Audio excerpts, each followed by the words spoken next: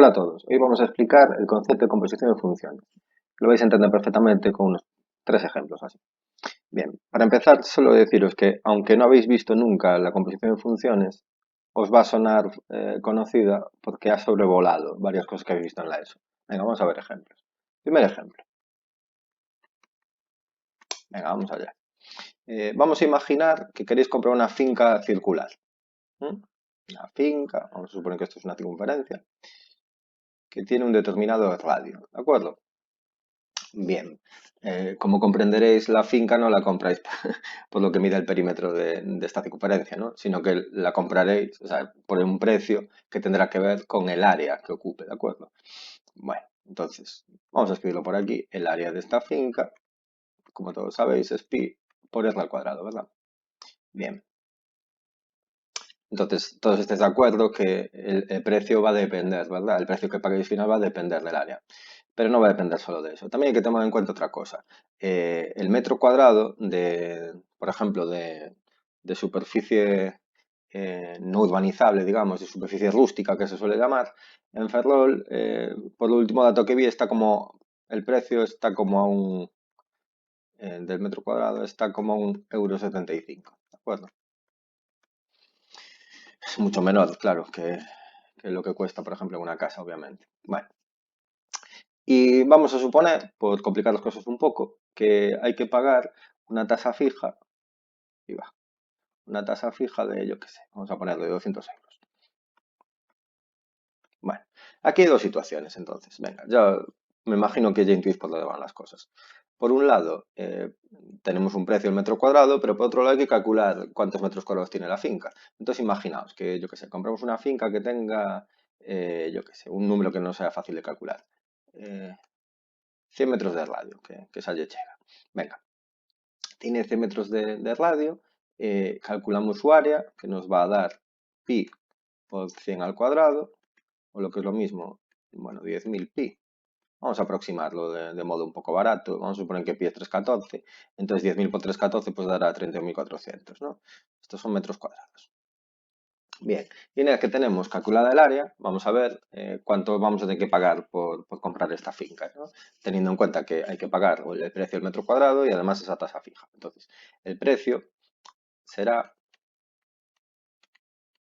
pues lógicamente, 1,75 por esos 31.400 metros cuadrados, más un fijo de 200 euros que me inventé yo, ¿de acuerdo? Este es el precio final, bueno, ni lo calculo, que de hecho ni me importa. La cuestión es cómo hicimos en la cuenta esta encadenada, ¿no? Por un lado, pasamos de cuánto costa, o sea, de cuántos metros comprábamos de radio, de ahí calculábamos cuál es el área de la finca y de ahí el precio. Entonces, si nos preguntasen qué precio final pagamos en función, o sea, dicho de un modo más coloquial, dependiendo del radio de la finca, obtendríamos esto. ¿De acuerdo? Está aquí oculto, ¿de acuerdo? Por aquí oculto está el dato del radio. Bien, antes de ver lo que es la parte técnica de esto, que es cómo escribir esto en lenguaje de funciones y todo, vamos a ver otro ejemplo. Bien, nuestro segundo ejemplo va a ser algo bien conocido, porque lo habéis utilizado un montón de veces. Vamos a suponer que estamos en el día del libro y que el precio de un libro se ve sometido a dos cosas. Por un lado, una rebaja del 10%, que es el ahorro típico que se da en el día del libro, ¿no? En las librerías. Eso por un lado. Y en segundo lugar, pues hay que incrementarle, ya sabéis lo que significa IVA, ¿verdad? El 21%, el IVA ordinario. Bien, entonces, la cuestión básica es, si compráis un libro que, yo que sé, cuesta, venga, vamos a poner 20 euros, y lo sometemos a estos dos cambios, ¿no? Porcentuales consecutivos, primero pasaremos de 20 euros a que cueste el 90%, porque si baja el 10% no pagáis el 90%, y después a esto le acabaréis metiendo un 21%, es decir, pagáis el 121%, o sea, acabamos pagando esto. Y aquí está otra vez el concepto de composición. Tenéis en el fondo dos funciones, una que baja el 10% y otra que sube el 21%, ¿de acuerdo? Entonces, al final de hacer las dos funciones, realmente este camino es el que va a ser la composición, ¿de acuerdo? Que antes no lo dije, pero bueno, iba implícito. Bien, este es un ejemplo que se entiende perfectamente. Lo que pasa es que, bueno, lo pongo para que os tengáis un ejemplo, digamos, ya conocido.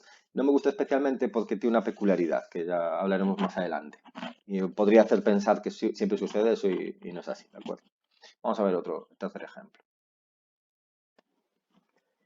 Bien, para nuestro tercer ejemplo me vengo al GeoGebra porque necesitamos hacer aquí unas transformaciones geométricas y es el mejor contexto. Este último ejemplo es más puro en el sentido matemático, no supone modelizar ningún tipo de situación de la vida cotidiana, de dinero ni nada, ¿no? Esto es pura geometría. Observad, tenemos aquí una L, la mítica pieza del Tetris, ¿no? Pone el original porque luego va a haber otras L's, entonces para recordar con la primera que empezamos.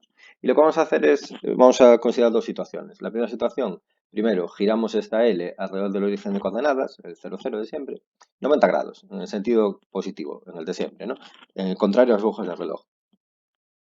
Y después de hacer ese giro vamos a trasladar la figura que nos dé, que va a ser otra L, pero ya veis que va a cambiar un poco, la vamos a trasladar según este vector. ¿Eso qué significa? Este vector, bueno, veis que tiene módulo 5, va del 0,0 al 0,5. Bueno, pues lo que vamos a hacer, lo que va a hacer la traslación esta va a ser simplemente subir como, que si queréis 5 unidades al norte, por decirlo así, ¿de acuerdo? Venga, vamos a verlo ya. ¿Veis lo que sucede?